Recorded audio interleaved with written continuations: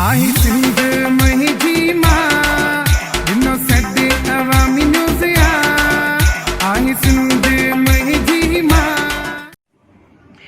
आऊं अॼोके सिंधी सकाफ़ती ॾियारे जे मौक़े ते सभिनी सिंध वासियुनि खे जेके बि असांजे सिंध में रहंदड़ भाइर भेनरूं बुज़ुर्ग असांजा शागिर्द हारी नारी सियासी अॻुवाण असांजा मुंहिंजी पार्टी जा सियासी अॻुवाण ऐं जेके बि साफ़ी अदीब सभिनी खे दिलि जी गहराई सां सिंध कल्चर डे जी मुबारकबादूं ॾियां थी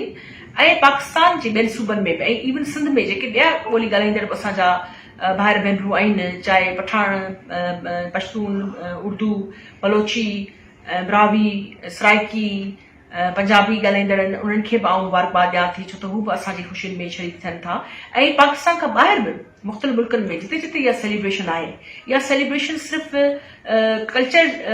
जे हिकिड़े नंढड़े नाले जे हवाले सां न आहे कल्चर में तहज़ीब तमदन तारीख़ ऐं उनजे पुठियां उन्हनि सभिनी हस्तियुनि जिन असांजी ॿोली असांजी तहज़ीब असांजे सकाफ़त असांजे जेको आहे धरती जे हवाले सां जदोजहदूं कयूं नित नवां जेके आहिनि उन्हनि इजादूं कयूं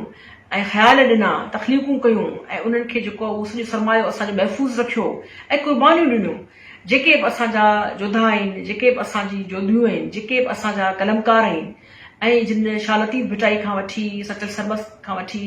ऐं हिन दौर ताईं जिन जिन ॿोली ऐं असांजे धरती जे हवाले सां सकाफ़त जे हवाले सां महिनतूं करे सिंधी ॿोली खे सकाफ़त खे दुनिया में रोशनास करायो आऊं उन्हनि सभिनी खे सलाम पेश कयां थी। मज़ीद खबरों और तफसीलात के लिए विजिट करें हमारी वेबसाइट www.awamiNewsHD.com।